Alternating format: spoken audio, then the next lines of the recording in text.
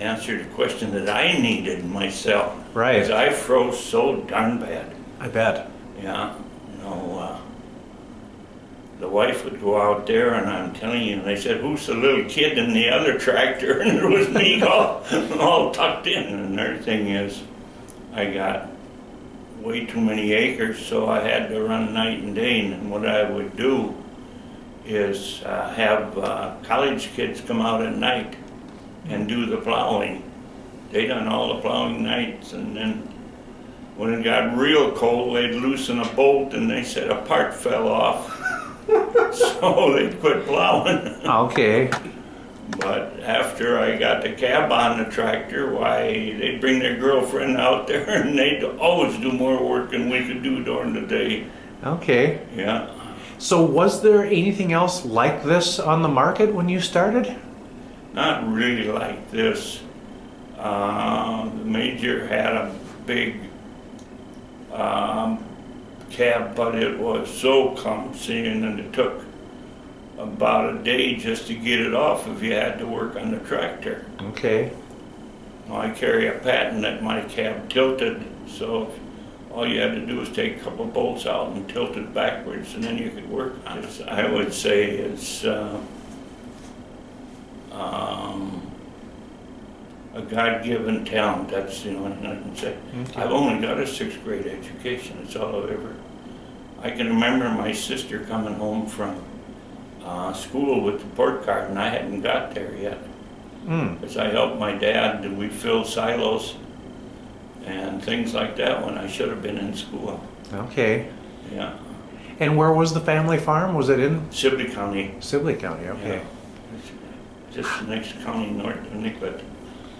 I went to work, I got into service, and I came out and I went to work for Tayson Mayer. And I worked for them for around 15 years. I'm sorry, who was that? Tayson Mayer, the international dealer here Oh, in town. okay. Yeah. And I started farming. I rented a couple of farms, and then in 66 or 65, I had a little over 1,000 acres to run. So what I had to do was get bigger equipment, and I made my corn planter and made some of the other stuff and things like that. Generally bought 2 of them or 3 of them and then made them together and Okay. things like that. But the plowing, I'd always have people come out from the college because they like to run the tractor at night. Okay. Yeah. And it worked out for their schedule, I'm sure. Oh yeah. Okay. Yeah. So how did you go through the process of your design work? Because it sounds like you had things, you had the windows that opened or that lifted off. How did you go about your checklist for things that you needed to include? Well, that's kind of hard to have people realize. It's just a God-given talent that you wanted something that's simple and that they could see everything that's going on and things like that. But that was the simplest part of the thing. Trying to run the operation was the hardest part. In sales, that was really hard for me. But I hired a farm boy that lived south of here, and he took care of sales. And I had a couple of people that ran the office. So what I had done was more or less come up with ideas how to simplify manufacturing. And I put in like a robot deal to move stuff. So I had it pretty well automated to get stuff from here to there without having people involved in it. Okay. But the tough part must have been getting the financing and such to... I never really had much trouble with that. Really? I can't believe it. What I think helped me out there, we'd manufacture, get it in, manufacture, ship it, and became accounts receivable in 1 month. and it had to be paid for in 1 month or they never got any more, so, Okay. yeah. So I turned it over that way the first 2 years about 23 times, the inventory. Wow. So I really was surprised that, a lot of people have trouble with financing, but when I got bigger, then I got a company that believed in me, and he just gave me a line of credit. I only talked to him once or twice a year. Most time I worked Monday and Monday night and Tuesday, and then Tuesday night I would go home, and then Wednesday night I'd work, and Thursday, I would be off Thursday night, and then Friday night I'd work all night again. So no, we run double shift, and I generally ran both shifts. But today I can't figure out how in the world I even got there. Well, Yeah, I'll never forget once it wasn't working the way I wanted it to. So I figured I better change it between now and morning before the day crew comes on. And I was working away and I heard an awful lot of noise around the place. And that scared me. I couldn't figure out what in the world was going on. It was a day crew coming to work. I didn't have no idea it was that late. okay. But you're also one of those guys who gets lost in the project. That's what I mean. You get lost in it and you keep figuring and cutting and welding and bending, and it looked kind of crude, but I'm telling you, you get a better idea and then you change it and things like that. And then I had a drafting crew that would draw up. Okay. I was just telling Patrick, where's that screw cup hitter? Here. This thing is 56 feet wide, but I got a wild idea. I had it pretty well in my head, and I had a couple of guys helping in engineering. We made that in about 10 days, and it was all drawn on the floor with chalk. And I would say it's got to be this long, this wide, and so this and this and this, and that's the way it turned out. But Okay. there it is in a folded position. I can go through an 18-foot door with that 60-foot machine. A lot of people, they would work on it, and I said, well, why don't you do it this way? And they said, well, gosh, that's so simple. You just put down some dimensions on the floor. Okay. That way, so that they got something to cut by, so it had to be this long, and things like that. Okay. But you must have had the right people who could follow your thinking. The pattern I had laying on the floor. Yeah. What started it off, I took my own tractor with the cab on it and hauled it to the state fair. And on the way to state fair, I started figuring out, what should I sell that bugger for? And I kept figuring all the way up there, and I unloaded it and polished it up a little bit. About 2-3 days after I was up there, I called home and I said, I think I'm going to sell a few. And the wife said, well, I got 96 orders.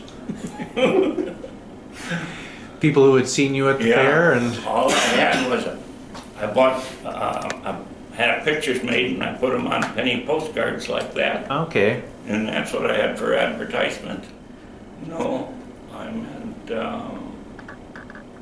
But guys just don't realize how dirty and how cold it is on them tractors. And then I put it on sprayers and combines and different things. We must have out, I would say almost 500,000 of them. I bought that. Okay. It was the old Jerry mower. And years ago, the state would mow around these guardrails, and things like that. And there was oodles of them. And we sold and sold and sold that way and today, to this product, it's still a pretty good product. I sold that to another company, and he didn't know how to manufacture, and it didn't go very good for him. The first year, we added about 150 feet east of the original plant that I bought. And the next year, we went west 80 feet. But I said, heck, don't pay to put the west wall up. We might as well go another 100 feet. So we canvassed it and left it that way. Okay. And then had a contractor kept the building all winter on it. So now it covers 4.5 acres. Wow. Yeah. And that covered all aspects of the operation? Yeah. Yeah. That it did. How did you get started? So you came back from the state fair with 300, or you know, a bunch of orders. Well, You found a couple people that you knew that. no. I didn't know anybody that I hired. The only thing, when I came back, I had 1,000 acres of corn to pick first. So I hired some people to help pick, so we picked 24 hours a day and plowed, and so we could get into manufacturing. The first man I hired was Getty. He had the blacksmith shop in North Mankato, and he helped me a lot. And him and a couple other guys started making jigs. They done a good job of making jigs. That was not my long suit. Oh, I mean, I was more or less in designing a better cab and an easier cab. And it's like, for an example, most of the cabs that were on the tractor was like a ladder, you know, you crawl up and get in. Okay. Mine was a stairway step. It makes it a lot easier to get in and out. And we had a lot of glass in them. And the windows would open and things like that. And if you wanted to, you could even take the bolt out of the hinge and take them off. And that's where I got the name year-round, because we never took the frame off. You were always in the shade. Gotcha. In the summertime that way. And like the other cabs that were made, they took them off and put them in the machine shed. Here you come home in a rainstorm wet, and your cab was in there dry. Yeah. Yeah, pretty much before that, wasn't it just an umbrella? You know, yeah, but when you went one direction it was okay, and when you went the other direction, why, you were out in the sun again. Okay. And then they had a heat houser. That was good when you went against the wind, because that would keep the heat in there. But when the wind was behind you, why, your behind got wet and or cold and things like that. Okay. And like we added heat, air conditioning to it and things like that. And then I put fenders on the front wheels to prevent the dirt from coming up on the window, the front windshield, and things like that. But that is something that I think I've noticed more than anything. Common sense is really going out the window with this generation compared to when us old timers, you know. Well, there's a lot of talent in this world yet, but a lot of it isn't used the way it could be. Okay. What do you see, how long did you run year-round cab, you personally? From 66 to, it was about 45, 6 years that I was really active with it. That's what I meant. You gotta keep it. You gotta make sure you don't run out of work. Yeah. Because this all started basically as a way to keep yourself busy when the crops were out of the field, right? Yeah. It's the same when I farmed even, you know, farming 1,000 acres in 65, 4. that was almost unheard of. But, and when you haven't got very much money, well, you had to use the equipment you had and run it, you know, right around the clock.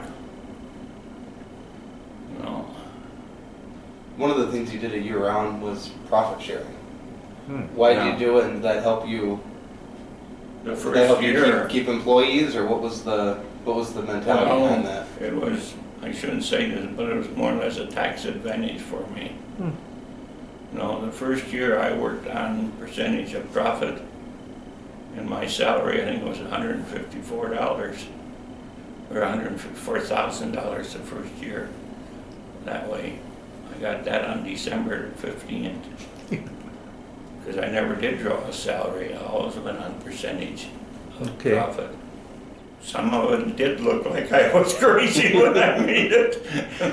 But that way you get a better idea and a better idea, and then you keep whittling at it and bending it, and finally you throw it away and start all over with all the ideas you accumulated and things like that. Okay. Yeah. What were the biggest years and maybe the numbers? Do you remember how many cabs you created or how much product you I produced? can't really say that because we were always behind, and we tried to increase our production every year. But we did get up to 74 cabs in 7.5 hours. But it took 3 shifts to supply some of the parts, you know, Sure. to put them together during the day. Well, because How many employees did you have at your max? Do you know? I'd say around 270. Found some very good people that helped. A lot of times I would do the buying and the designing, and I had people that ran the office and ran the plant. In fact, Tonka Toy, the guy that started Tonka Toy, I was to his funeral, or his wife's funeral, and I had him do some work for me because we didn't have the equipment to do it. And he said at the funeral, I'm gonna come down there and help you, I like your operation. So he was down there and he came up with a lot of good ideas in manufacturing. okay. Yeah. It was so simple for me, not to brag or anything like that. I'd come up with ideas that surprised myself even. Even in manufacturing, we move stuff a lot of them by chains and robots and things in the floor that pull the carts around and things like that. Okay. We've got a fantastic labor force. I mean, you can't hardly beat farm boys, you know. They have been taught to work and things like that. And a lot of times, well, if something break, why, instead of let Dad know about it, you try and fix it and keep it going, or wire it together, or bolt it together, and things like that. But you have to think when you're on a farm and try to figure out what to do when something happens. Sure. You try to stay within your means. Did you have family involvement in the operation too? Not much. Okay. No. My son helped a little bit, but he likes trucking, and he trucked, and he's still trucking today. Yeah. But he knows how to work. He learned that from his dad. Okay. Because he's running about 5.5 days a week, and some days 6 days. You know, I'm proud of my children that way, because they all learned how to work and get ahead, and because they all helped on the farm a little bit. When you farm as much as I did, why, I don't know why I did, but I got a chance to rent this farm, so I did, and I bought another farm and rented some more. And I worked for the canning factory with 2 trucks and a tractor. You know, one night on 4th of July evening, I had to go out and I sheared off some bolts on the back wheel of a tractor and fix that. So there was my 4th of July night. So did you grow up on a farm, Mert? Oh, yeah. Okay. Yeah. Yeah. So that was what you knew, so that's where you started. Yes. No. One of the things that was unique about the year-round cab is that you only had one or two different models, and you would Yeah. put different mounting brackets on. Can you Yeah. talk about how you streamlined that and had different mounting brackets for all the I mean- different varieties? I made the cab pretty much so it would fit a lot of the tractors. Then I just changed mounting brackets. No, I worked a couple of nights trying to get the bracket to work from one tractor to a brand new tractor. And I pounded and I done everything I could think of. And finally it dawned on me, I'll just make it the cover for it and I'll take it off and I'll turn it around and put it back on. And be god darn if it didn't work. Okay. No, it was so simple. I think nowadays they would call that not overthinking a problem. You better think to make something like that Yeah. work, but no, it's the talent. I mean, there has to be a lot of talent to simplify it and can instead of spending a lot of time in research, which I didn't have time. I had to make it and try and collaborate together until I figured out how to get all the bugs out of it. The business world, I suppose that would work, but to get somebody to can think ahead and try to do something unique that it takes a lot of cost out of it, and it does a lot of things to really improve the situation. A lot of it is spent on paper and drawing and changing the dimensions and things like that. And the quality of some of the products today are not the quality that we put it in the product years ago.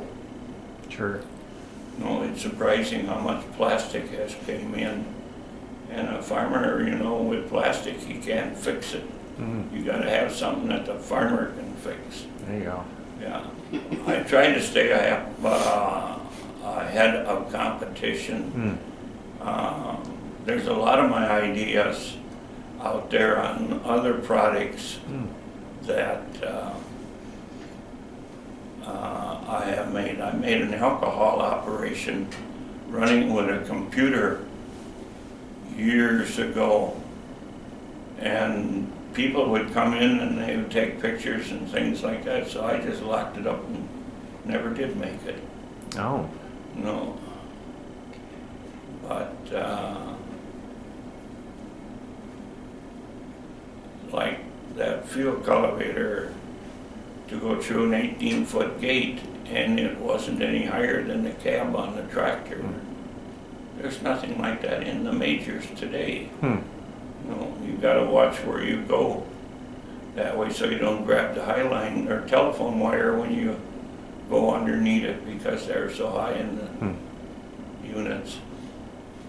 My dad, he was in livestock, and I mean, all I knew, there was a fork and another fork and a bigger fork and a shovel, and I ground feed nearly every day of the week.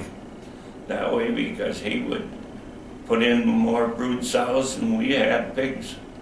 There was trucks coming in there with cattle from out west all hours of the night there in the fall, and in the wintertime, why we were shipping hogs out that way. And so between the hired man and myself, we worked from dark to dark. I sold it and then I got it back in a year or two. And now I've got it up for sale again. Oh. When you're 88 years old, you're not going to go back into it. Right. Because I've heard people refer to it as Hinneker cab. Is that? Yeah, that's a competition of mine. Oh, it is. Okay. Yeah. There ain't much difference between that one and mine. So where is it operating now? You say it's still in operation? No. Oh, it's not. No, I Okay. closed it down when I got it back. Okay. Yeah, And when was that? 2-3 years ago. Oh, wow. 3 years ago. Had it been No. year-round cab, or was it called something else? No, he called it year-round too. Okay. Yeah. But right now I've got a lot of cars and boats and trailers and trucks and campers and things like that in it. Mm. And Greater Mankato had all their garbage cans came from there. They put them together down there. Okay. Yeah. Now there are some rumors that that's going to become the location of a second Walmart in town. Well, I hope so. Okay. Yeah. No, it'll be bigger than the one they got on top of the hill. Okay. Yeah.